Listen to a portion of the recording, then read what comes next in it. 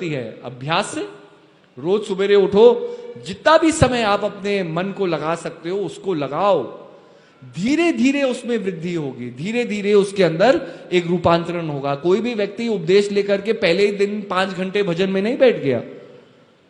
तो धीरे धीरे जो योगी भी बने, जो महायोगी भी बने, उनके जीवन में भी कभी 1 मिनट से उनके जीवन में वो प्रारंभ आया होगा कि 1 मिनट भजन में बैठे होंगे, फिर 2 मिनट, फिर 3 मिनट, और तब जाकर के इतने लंबे लंबे समय पर वो साधना में विलीन हुए।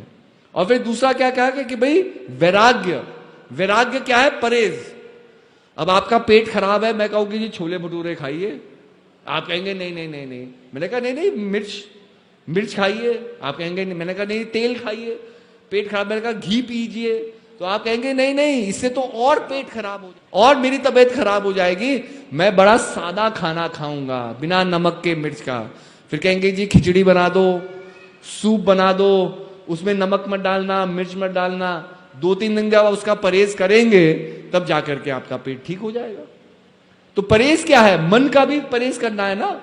मन अगर संसार की वासनाओं में भागना है तो कभी कभी संसार की वासनाओं से इसे हटाना भी है, और उन चीजों से दूर रहना है जो हमें अपने भक्ति के मार्ग से विमुख करते हैं। तो इसके लिए कहा, क्या कहा? काम, क्रोध, लोभ, मोह, अभिमान और अहंकार। ये हम सब के अंदर कुछ ह्यूमन ट्रेट्स हैं। हम लोग कहीं जाते हैं, हमारे अनुचित काम नहीं हो रहा है, हमें गुस्सा आएगा। हम किसी से मिले, उसके पास हमसे ज्यादा है, हमें ईर्ष्या होगी। ये सब क्यों है? क्योंकि हमारा मन चंचल है, मन संयम में नहीं है। ईर्ष्या होगी, ईर्ष्या से हम विमुक्त नहीं हो सके, वही ईर्ष्या राग द्वेष में बदलेगी, वही राग द्वेष आपको क्रोधित करेगा, वही क्रोध आपके अंदर अहंकार पैदा करेगा, और अहंकार से जिएंगे तो आपके जीवन में दुख होगा। तो कड़िया कहां से शुरू हो रही है? संसार आपको अहंकारी थोड़ी बना रहा है, आपका मन निर्बल है, इसकी वजह से आप अहंकारी बन रहे हैं। तो मन को मजबूत कीजिए। मन केवल सच्ची साधना और भक्ति और सेवा से मजबूत होता है। महान पुरुष समझाते हैं, भाई जब फोन नहीं था तो किसी और का चिंतन था, मन तो भाग ही रहा था ना। आज मन को एक और साधन मिल गया है चंचल होने का। अब इस चंचल मन को अपने वश में करना है, तो इसी के लिए भजन सुमिरन करना बहुत जरूरी है। एक अनुशासित जीवन को जीना बहुत जरूरी है। अगर मैं रोज सुबह 12 बजे उठूंगा या 11 बजे उठूंगा तो भजन तो गया दूर। पहले मैं अपने जीवन को ही संयम में नहीं डाल सकता। जब जीवन ही संयम में है तो जीवन खुशहाल कैसे हो सकता है? पहले जीवन देखो सरल था, आदमी उठता था, मेहनत करता था, खेत में भूख लगती थी, शरीर से पसीना निकलता, आदमी कुछ भी खा सकता था और आदमी आकर के सो जाता था। आज वो जीवन हमारा नहीं रहा।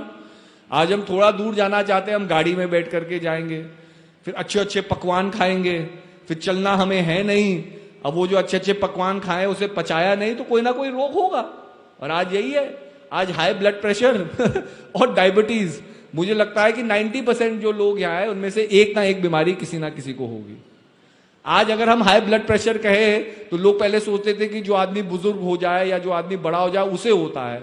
आज बच्चों को हाई ब्लड प्रेशर हो रहा है, आज बच्चों को स्ट्रेस हो रहा है, आज बच्चों को मानसिक बीमारी हो रही है क्योंकि उनका मन तनाव में है। आप तो उन्हें स्कूल भेज देते हैं, आपने सोचा स्कूल में जाकर के पढ़ेगा, पर स्कूल में वो किस प्रभाव में आ रहा है, बच्चे उसे किस प्रभाव में डाल रहे हैं, ये हमने कभी पूछा ही नहीं। बच्चों को लगता है अगर मैं इसकी तरह ना बनूं तो मेरा जीवन सार्थक नहीं। आज बच्चे लोग तर्क करते हैं कि तुम्हारे पिताजी कौन सी गाड़ी में आ रहे हैं। ये कोई तर्क करने का इशू है? हम लोग जब स्कूल में जाते थे तो हम तो केवल पढ़ाई में विलीन होते थे, हमें थोड़ी पता होता था कि कौन से जूते किस डिजाइनर के हैं, कौन से कपड़े किस डिजाइनर के हैं। लेकिन आज आप किसी भी बच्चे को देख लो, बच्चे अगर लगे हुए हैं तो इसी भौतिकवाद में लगे हुए हैं। मुझे ये पहनना है, अगर मेरे पास ये साधन हो तब मेरा जीवन खुशहाल है, अगर मेरे पास ये चीज हो। जैसे महाराज जी ने ही कहा, जैसे लोग यहां सोच रहे हैं कि अगर मैं कनाडा चले जाऊं तो कनाडा जैसे स्वर्ग हो गया, कि हम पाताल लोक में हैं और हम बस कनाडा पहुंच जाए वहां जीवन खुशहाल हो जाएगा। कितने लोग जाते हैं और कितने दुख में जीवन को वहां जी रहे हैं।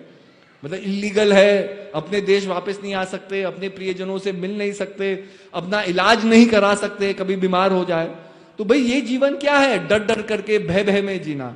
इससे अच्छा अपने देश में रहते, रोज मक्खन खाते, रोज घी खाते, रोज आलू के पराठे खाते, वहां आलू का पराठा भी ढंग से मिले ना मिले ये भी नसीब में नहीं है, क्योंकि जो बच्चे हैं वो मॉडर्न हो जाते हैं, वो खाएंगे पास्ता पिज्जा।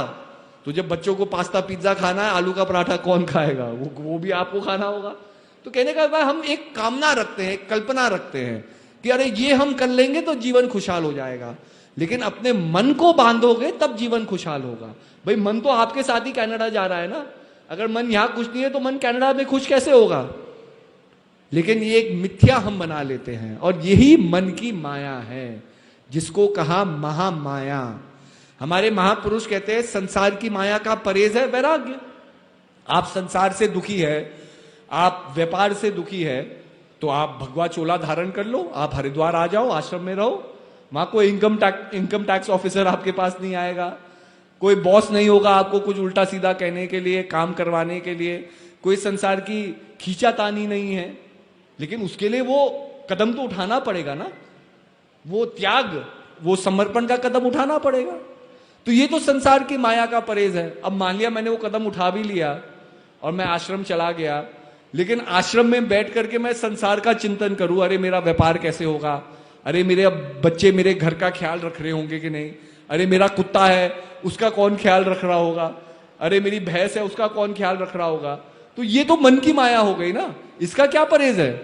आपने भगवा चोला भी धारण कर लिया, आपने अपने घर गृहस्थी अपने व्यापार का त्याग भी कर लिया, आप हरिद्वार जैसे पवित्र स्थान पे भी आ गए, प्रेम नगर जैसे पवित्र आश्रम में भी रह रहे हो, लेकिन चिंतन मन जो बंधा हुआ है संसार से, तो आप संतुष्ट या संपन्न नहीं हो सकते अपने अंदर। तो यही महापुरुष समझाते हैं कि मन की माया जो महामाया उसका तोड़ है केवल प्रभु का सच्चे नाम का जप और तप से हम इस चंचल मन को वश में कर सकते हैं। जप करना है प्रभु के सच्चे नाम का। और सच्चा नाम क्या है? सच्चा नाम वो है जो नाम से भी परे है। अब देखो, एक आपको उदाहरण देता हूं। अभी आम का सीजन है, आम लोग खा रहे हैं। अब मैं आम शब्द का उपयोग कर रहा हूं, तो आम तो एक शब्द है ना, आम फल नहीं है। आम फल नहीं है, वो तो शब्द है, एक व्याख्या है। अब मैं कहूं कि आम आपने कब खाया, तो जिस आम को खाने की चिंतन आप करेंगे और जिसका मैं करूंगा वो तो एक चीज है ही नहीं, क्योंकि जिस आम को मैंने खाया वो तो मेरी याद में है ना। आपने दशहरी खाया होगा, मैंने लंगड़ा आम खाया होगा, तो हमारा अनुभव एक तो नहीं है। तो नाम कहने से अनुभव एक कैसे हो जाए? अगर प्रभु का एक रूप है, एक स्वरूप है, एक उसका अनुभव है, तो भाई नाम अगर मैं प्रभु श्री राम का लूं तो एक अनुभव कैसे हो सकता है? क्योंकि आपके रूप में राम की रूपरेखा अलग हो सकती है, मेरे मन के अंदर राम की रूपरेखा अलग हो सकती है। अब मैं राम राम का नाम जाप करे जा रहा हूं, तो जरूरी नहीं उससे मुझे प्रभु की प्राप्ति होगी, हो ही नहीं सकती, क्योंकि प्रभु का नाम वो एक सांसारिक नाम है, वो स्पिरिचुअल नेम नहीं है, वो नाम नहीं है जो घट घट में व्यास करता है। अब ऐसे ही कुछ लोग कृष्ण की वो करते हैं, प्रार्थना करते हैं, तो किसी ने बाल कृष्ण को बना रखा है, कोई कृष्ण जी को भोग लगा रहे हैं, कोई उनकी बाल अवस्था में ही उनकी पूजा कर रहा है। अब कृष्ण जी की तो अलग अवस्था भी थे। कृष्ण जी को तो क्या है, रणछोड़ दास भी कहा गया कि वो कायरता को प्राप्त हुए, रणभूमि से भाग गए, उनको ये भी कहा गया। तो आप किस रूपरेखा में कृष्ण की पूजा कर रहे हैं? तो कृष्ण के नाम से परे कृष्ण का रूप है, प्रभु राम के नाम से परे प्रभु का वास्तविक स्वरूप है। और वो रूप क्या है? अगर आप अपने अंदर जाएंगे तो आपके घट के अंदर ही, हम सबके अंदर, घट के अंदर जो जितने भी लिविंग ऑर्गेनिज्म है, सबके अंदर एक रूपरेखा हो रही है, श्वासों का आना और जाना। चाहे आप भगवान में विश्वास करते हैं नहीं करते हैं, आप इसलिए जीवित है, इसलिए अनुभव कर रहे हैं क्योंकि श्वासें आ रही है। मैं भगवान में आस्था रखता हूं, लेकिन मैं तभी भी जीवित हूं क्योंकि मेरे अंदर श्वासें आ जा रही है। प्रभु के सच्चे नाम का जो सुमिरन है वो केवल श्वासों के द्वारा हो सकता है, क्योंकि ये श्वासें कॉमन हैं। अमेरिका में भी सांस लेने वाला, उसके अंदर भी श्वास आ रही है। जो जीवित है, जो प्राणी है, जो संसार में जन्म लेता है, सारे जन्म इसलिए ले रहे हैं क्योंकि श्वासों का आना जाना है। वो है प्रभु का वास्तविक स्वरूप, कॉन्शियसनेस, चेतना के हम अंश है, तो हमारा अंशी भी चेतना का ही होगा, कॉन्शियस ही होगा। वो कहीं और रूपरेखा में नहीं बांधा जा सकता। लेकिन जहां मन अंधकार में भ्रमित है और लोगों के बहकावे में भ्रमित है, हम संसार के इस सुगम सत्य को नहीं जान सकते। लेकिन जो व्यक्ति अपने आप से संघर्ष करते हैं, अपने आप से एक एक एक संघर्ष करते हैं, अपने आप से एक तप करते हैं, तब वो धीरे धीरे अपने अंदर विलीन होते हैं। और जब मन श्वासों में विलीन होता है, तब हमें सच्ची भक्ति, सच्ची श्रद्धा का जो महत्व है वो समझ में आता है। तो इसी के लिए जो गुरु महाराज जी ने आपको ज्ञान दिया, ये बहुत महत्वपूर्ण है और इस पद्धति पे चलना उससे भी ज्यादा महत्वपूर्ण है। नहीं तो भाई आते जाते क्या हो रहा है, दुनिया तो बदल रही है। हम प्राचीन भारत को देखें तो लोग बैलगाड़ियों में सफर करते थे, नहीं सफर करते थे। लोग घोड़े गाड़ी में सफर करते थे, लोग घोड़े के ऊपर सफर करते थे। हमारा रहन सहन बड़ा सिंपल था। आज आप देख लो, लोगों ने बड़े बड़े घर बना लिए, हम बड़ी बड़ी गाड़ियों में सफर कर रहे हैं। लेकिन जो गाड़ी में भी सफर कर रहा है वो भी अशांत है, जो घर में रह रहा है वो भी अशांत है, जो गाड़ी के भाग भीख मांग रहा है वो भी अशांत है। तो इतना मॉडर्निज्म हमारे जीवन में आ गया, इतना रूपांतरण हमारे जीवन में आ गया। हम बड़ी बड़ी इमारतों में रह रहे हैं, अच्छा अच्छा खाना खा रहे हैं, अच्छा अच्छा पहनावा पहन रहे हैं, लेकिन अपने जीवन को खुशहाल नहीं कर पा रहे। तो जरूर हम कुछ चीज है जिसमें हमारी कमी है, हम कुछ गलत कर रहे हैं संसार में। गलत है मन को सही जगह लगाना, इसको विलीन करना। तो इसी के लिए महान पुरुष बार बार अवतरित होते हैं संसार में, ताकि अगर हम भटके हुए हैं, अगर हम कोई चीज गलत कर रहे हैं या गलत समझ में जी रहे हैं, तो उस समझ को करेक्ट करना ही महान पुरुषों का काम होता है। वो हमें रास्ता दिखाते हैं, वो हमारे मार्गपंथी होते हैं, हमें मार्ग दिखाते हैं कि इस मार्ग पर चलोगे। और उनका जीवन ही उदाहरण है, एग्जाम्पल है। आज हम तर्क के लिए एग्जाम्पल चाहते हैं कि भाई कैसे हो, तो भाई राम उनको क्यों कहा गया कि मर्यादा पुरुषोत्तम राम? क्योंकि उन्होंने मर्यादा का पालन किया, सिंपल। इसमें कोई रॉकेट साइंस नहीं है। अगर प्रभु श्री राम अपने पिताजी को कहते कि नहीं राजा मैं ही बनूंगा और आपको जाना है संसार को छोड़ करके जाइए, लेकिन ये राजगद्दी मेरी है, अगर प्रभु श्री राम वो करते तो उनको मर्यादा पुरुषोत्तम राम आज इस युग में हम नहीं कह रहे होते। साधारण सी बात है। उन्होंने मर्यादा की स्थापना की, अपने पिता का वचन को रखा, अपने पिताश्री के वचन को रखा, इसलिए उनको मर्यादा पुरुषोत्तम राम कहा गया। और इसलिए कहा गया कि रघुकुल की रीत पुरानी, प्राण जाए पर वचन ना जाए। तो ये कथा कहां से चली? क्योंकि किसी ने इस कथा को जिया, उसका प्रमाण प्रकट किया। गुरु महाराज जी के जीवन को आप देख लीजिए, कितने संघर्ष आए। जगत जननी माता जी के जीवन में कितने संघर्ष आए। अपने परिवार का त्याग कर दिया, किसी के लिए? केवल प्रतिष्ठा के लिए कि सत्य की प्रतिष्ठा होनी चाहिए, परंपराओं की प्रतिष्ठा होनी चाहिए। तो आज हमें उदाहरण देखना है। इस घोर कलयुग में हमें ज्यादा दूर जाने की जरूरत थोड़ी है। आप गुरु महाराज जी के जीवन को देखिए, आज दिन रात वो चल रहे हैं।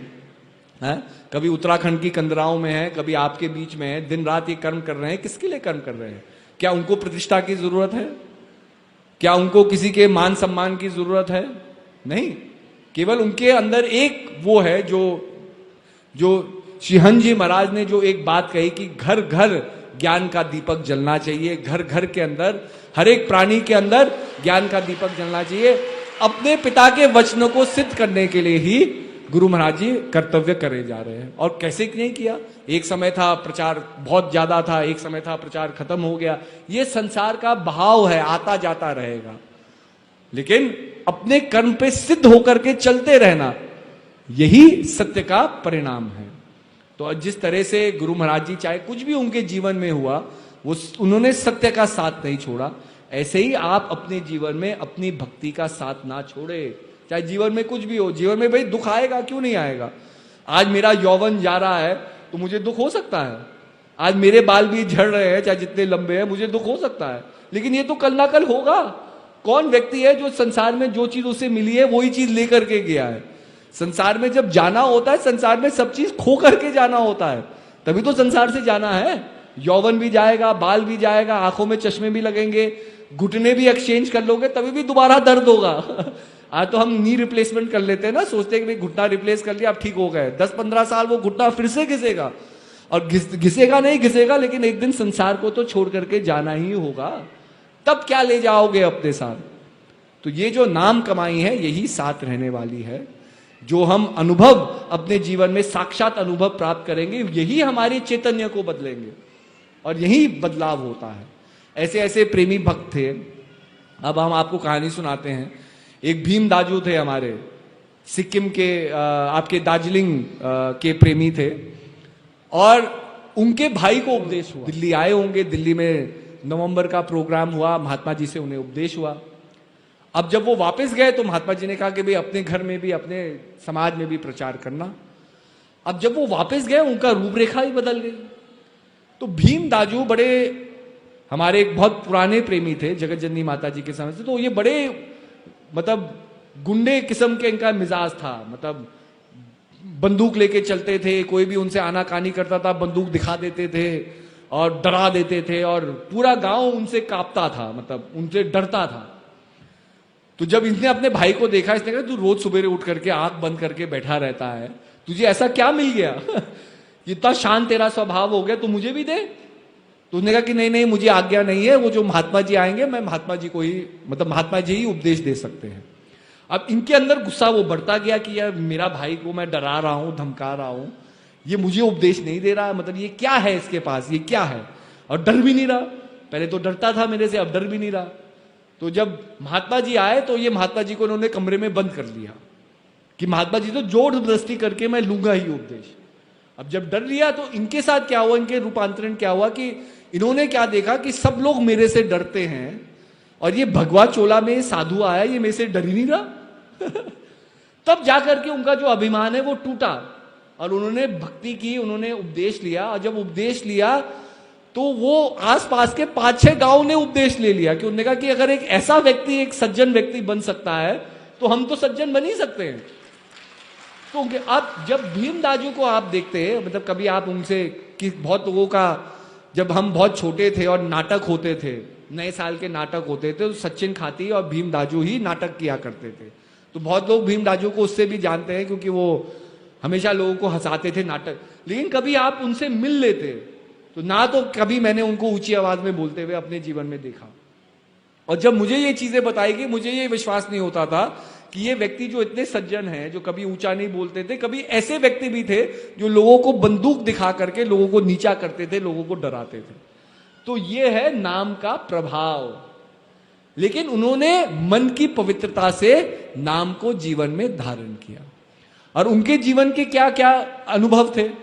तो एक दिन जगत जननी माता जी को वो कहीं बहुत ऊंची चोटी पे ले गए, दार्जिलिंग सिक्किम की बहुत ऊंची चोटी पे, सिलाई कोट या कुछ उसका नाम है, कुछ मतलब ना, तो वो व्यू पॉइंट है। वहां जाकर के आप देखते हैं तो पूरे जो हिमालय के पर्वत है बहुत पास नजर आते हैं। लेकिन वो बहुत पुराना जमाना था, कच्चा रास्ता था, सड़क भी पक्की नहीं थी, बारिश हो जाए तो दलदल बन जाए वहां, मतलब ना कीचड़ बन जाए, गाड़ी स्लिप करती थी। तो गाड़ी में बैठ करके सब लोग ऊपर चले गए। भीम दाजू भी थे, उनके साथ और प्रेमी लोग थे, 1-2 मानव सेवा दल के लोग थे। जब वापस गाड़ी को नीचे आना था तो भीम दाजू और 2 लोग उतर गए गाड़ी से। उन्होंने कहा गाड़ी हल्की रहेगी तो टर्निंग में आसानी होगी, गाड़ी स्लिप नहीं करेगी और हम पैदल आ जाएंगे। माता जी गाड़ी से चल दिए, जगत जननी माता जी बैठ करके, और ये लोग आने लग गए शॉर्टकट लेकर के पहाड़ी से। अब आदमी शॉर्टकट लेता है तो जंगलों के बीच में से जाता है।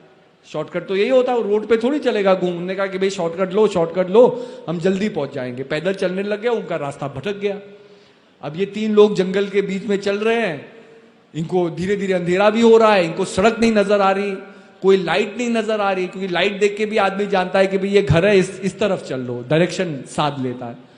कुछ नहीं, धीरे धीरे इनको घबराहट होने लग गई कि भाई अब जंगली जानवर आएंगे, हम इसी जंगल में रह जाएंगे। अंधेरे के साथ ठंड भी होने लग गई, अब क्या होगा। भीम दाजू के मन के अंदर सच्ची श्रद्धा, भक्ति कह लो, जो भी उनका एक निजी जो एक नाता था जगत जननी माता जी से, उन्होंने मन के अंदर एक प्रार्थना की, जगत जननी माता जी बचा लीजिए, हमसे भूल हो गई, हम रास्ता भटक गए। जैसे ही उन्होंने ये कहा, भीम दाजू और वो व्यक्ति ने कहा कि जैसे ही अब भीम दाजू ने ये प्रार्थना की, पीछे से एक आवाज आई, भटक गए हो क्या, खो गए हो क्या। तो कहा कि हम मुड़े, हमने क्या देखा, एक चट्टान के ऊपर एक साधु बाबा अपने फक्कड़ भेष में, मतलब एक योगी बैठे हुए हैं और वो अपनी साधना कर रहे हैं। तो जाकर के हमने उन्हें प्रणाम किया, उन्होंने कहा हाँ बाबा हम भटक गए हैं। तो बाबा ने दूर तरफ कहा कि भाई वो पहाड़ी है, थोड़ा पहाड़ है, वो पेड़ है, वहां जाके देखो तुम्हें रोड दिखाई देगी। नीचे का रास्ता दिखाई देगा।